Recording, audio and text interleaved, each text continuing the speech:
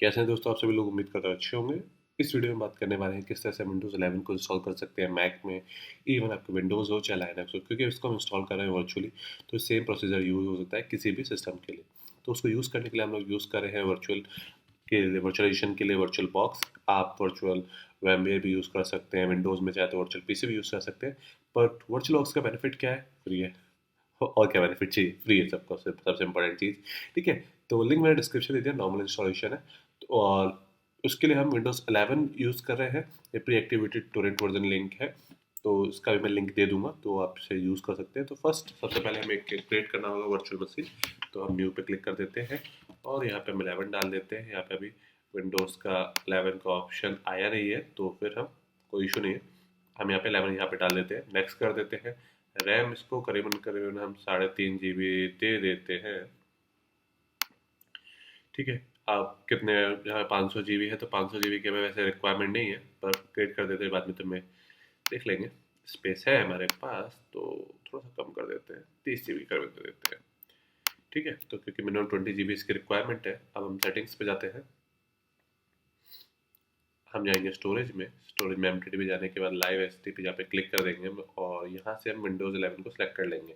Choose के बाद अगर आपके में नहीं आता है तो आप चूज़ ऑप्शन से सिलेक्ट करके, जैसे यहाँ पे है चूज़ डिस्क फाइल, आपको लोकेशन ब्राउज हो जाएगी। तो ये मेरे डेस्कटॉप पे ऑलरेडी, तो विंडोज़ 11 को मैंने सिलेक्ट कर लिया यहाँ पे। अब मैं इसे स्टार्ट कर देता हूँ। मैंने अभी स्क्रीन साइज को यहाँ पे सेट नहीं किया है, तो ये मेरा फुल स्क्रीन पे नहीं आएगा। अगर आपको फुल स्क्रीन में करना है तो आप स्क्रीन साइज यहाँ से सेट करके डिस्प्ले साइज आप उसे सेट कर सकते हैं। तो I think this is sufficient, आप यहाँ पे देख पा रहे होंगे। ये वीडियो काफ़ी पहले आना चाहिए था, पर ड्यू टू सम रीज़न ये आ नहीं पाया। और sorry for the voice quality, क्योंकि अभी आप जैसे कोल्ड हो रखा है। विंडोज़ 11 में काफ़ी सारे न्यू फीचर आए, काफ़ी सारे। अगर आपके पास टच स्क्रीन इंटरफेस है, that's going to be really awesome for this one, क्योंकि विंडोज़ 10 से ही आपने देखा था कि ये काफ़ी ज़्यादा टच फ्रेंडली हो गया था। विंडोज़ 11 तो कम्प्लीटली आपके टच स्क्रीन के लिए बहुत ज़्यादा आपके लिए प्लस पॉइंट है। काफ़ी सारे जितने भी अभी विंडोज़ बेस्ड सिस्टम आ रहे हैं, तो यहाँ पे आपसे प्रोडक्ट की गुजर नहीं है, तो आई डोंट हैव प्रोडक्ट की पे आप क्लिक कर दीजिए।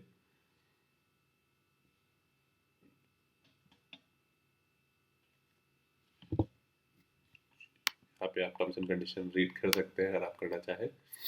ओके, अगर आप ऑलरेडी इसको मेन सिस्टम में इंस्टॉल कर रहे हैं, यहाँ पे आपके पास विंडोज़ ऑलरेडी इंस्टॉल है, तो आप अपग्रेड के ऑप्शन पे क्लिक कर सकते हैं। पर मैं कस्टम न्यू इंस्टॉलेशन कर रहा हूँ, तो मैं यहाँ पे करूँगा। जैसे अगर आपको यहाँ पे आपके पास मेन सिस्टम है, आपके पास 500 GB स्पेस है, तो आप C ड्राइव D ड्राइव जिस तरह से करना चाहें वो आप यहाँ से कर सकते हैं। पर ऑलरेडी मैंने 31 GB स्पेस दिया हुआ है, वर्चुअल मशीन है मेरे लिए, तो मैं इसे नेक्स्ट कर देता हूँ। डिपेंड करता है आपके यूजेस क्या है। यहाँ पे टाइम लग सकता है, डिपेंड करता है आपके सिस्टम कॉन्फ़िगरेशन पे कि आप क्या यूज़ कर रहे हैं। SSD और रैम पे भी डिपेंड करता है। तो इट्स ऑलमोस्ट 90% और 100% हो चुका है, तो ये कई बार रिस्टार्ट होगा, तो उससे ऐसे कोई घबराने वाली बात नहीं है। ठीक है, ऑटोमेटिकली जहाँ से वो रिस्टार्ट होगा ऑटोमेटिकली वहाँ पे आ जाएगा। If you installing first time, क्योंकि चाहे विंडोज़ 10 हो चाहे 7 हो, वो भी ऑलमोस्ट आपके सेम, आपका इंस्टॉलेशन प्रोसेस इंटरफेस है वो सेम ही है। जो मेन डिफरेंस आएगा वो आएगा जब आपका सिस्टम पूरा इंस्टॉल हो जाएगा उसके बाद। और मैं उम्मीद कर रहा हूँ मैं काफ़ी सारे वीडियो बनाने वाला हूँ विंडोज़ 11 पे। इसमें काफ़ी इंटरेस्टिंग चीज़ें आई हुई हैं, क्योंकि मेरे दूसरे जो सिस्टम है उसमें इंस्टॉल्ड है, मैं उसे काफ़ी टाइम से यूज़ भी कर रहा हूँ। So of course you going to love it if you are a Windows user. तो रीस्टार्ट नाउ पे क्लिक कर देते हैं, 10 सेकंड भी वेट नहीं करना।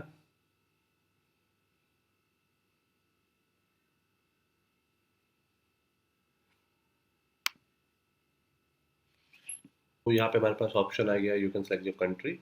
तो थोड़ा सा इंडिया सेलेक्ट कर लेते हैं, बट ओके, यहाँ पे मेरा कीबोर्ड काम नहीं कर रहा है आई थिंक, तो मुझे मैन्युअली सिलेक्ट करना होगा।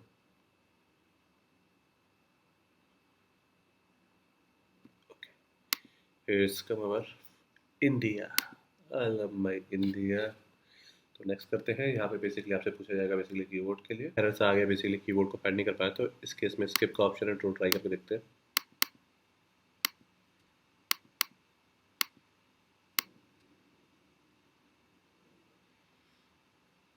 तो यहाँ पे स्किप वर्क कर गया बेसिकली यहाँ पे वाईफाई के लिए। तो मैंने इंटरनेट को भी डिस्कनेक्ट कर रखा है, जैसे आप नीचे देख पाए, तो I don't have internet. Next कर देते हैं। ठीक है, so continue with the limited setup. तो हम यहाँ पे वाईफाई को भी कनेक्ट नहीं कर रहे हैं बेसिकली।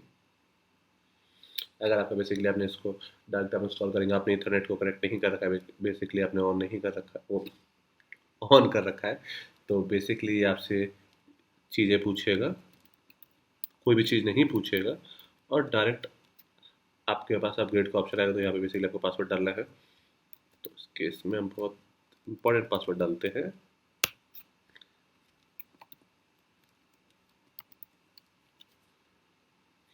तो कोई question, what's your first name, pet name is demo.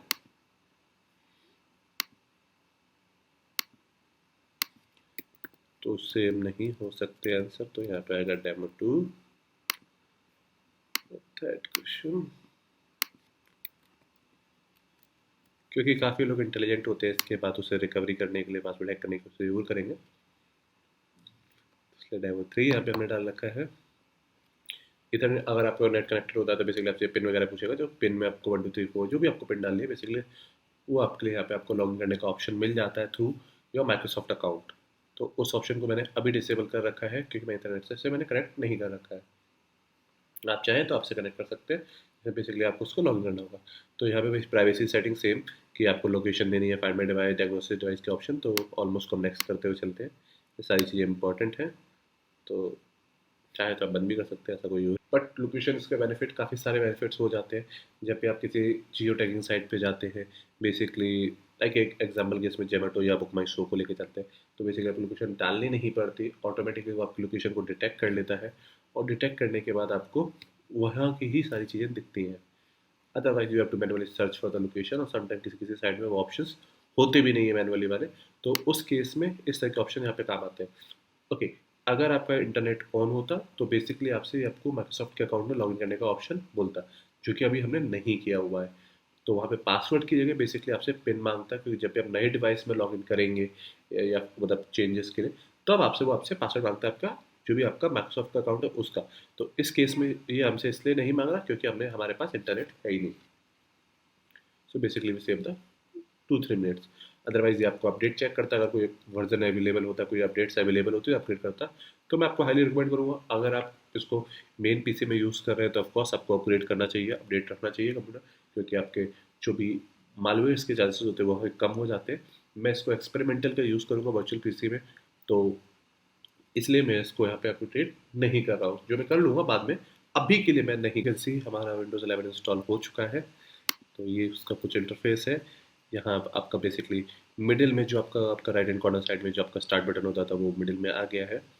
तो बहुत सारी और भी इंटरेस्टिंग चीज़ें आई हैं, जैसे कि इसमें आप देख पाए थोड़ा सा स्लो है इस पीसी में बेसिकली।